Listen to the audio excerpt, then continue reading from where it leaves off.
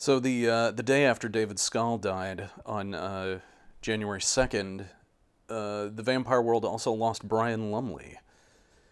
And for those of you who maybe have not heard Brian's name before, he wrote a series of books starting back in 1986 called the Necroscope books. And this was a series that I didn't pick. Like, I saw it for years and years and years, from like childhood up through high school, up through college, up through adulthood. Always saw it on the bookshelf and didn't even realize it was a vampire story, just because the covers always just had a, just sort of a skull with a big tongue coming out of it. And I'm afraid that I've only read the first book, and it was fairly recently as an adult. But it takes a while for, an illiterate such as myself to finally catch up to things. But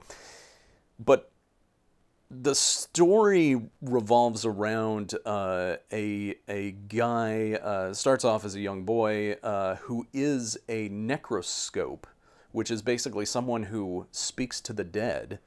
And I don't know if that's a term that Brian Lumley came up with himself, or if he just kind of found it from some obscure source and started using it. But it makes for a fascinating protagonist who is not super strong. He doesn't have any special powers, but he's the main character of a vampire story, and his ability to speak to the dead is what gives him the intelligence and the information that he needs to battle this sort of Cold War Soviet super secret ESP division that has a dude in it who is pretty much a full-on necromancer, who then discovers an ancient vampire and essentially steals his powers. And the vampires in this series of books, of which I didn't realize there were so many, but evidently he wrote like Brian Lumley turns out a prolific writer, but wrote like over 16 books that are either in the Necroscope's story or adjacent to it, in which the vampires, who refer to themselves as the Wamphiri, are sort of an alien symbiote from another world. And they sort of connect with a host who is a human, and then the host gets sort of all of these sort of scary vampire abilities, and the Wamphiri are very difficult to kill.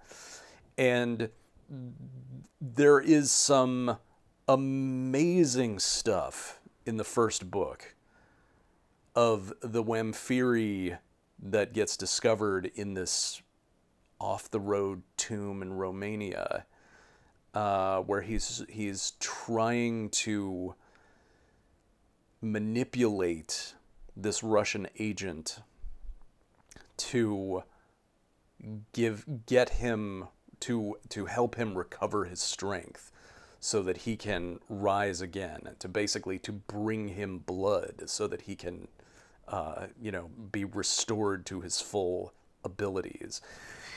And it's just very compelling stuff, very creepy.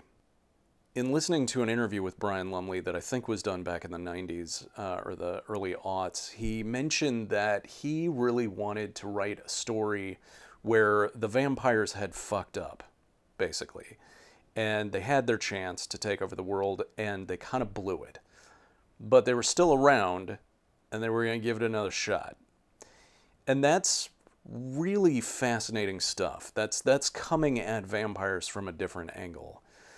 And Brian Lumley was evidently an English police officer before he turned writer. So he just sort of had a slightly different perspective on an angle to come at his vampire story. So Brian published from 1986 all the way up to 2009, and he was 86 when he passed. So another guy who was quite prolific and gave us a large body of work to be able to enjoy, and was one of those guys who helped to present the vampire in the traditional publishing space for several decades. So, rest in peace, Brian Lumley.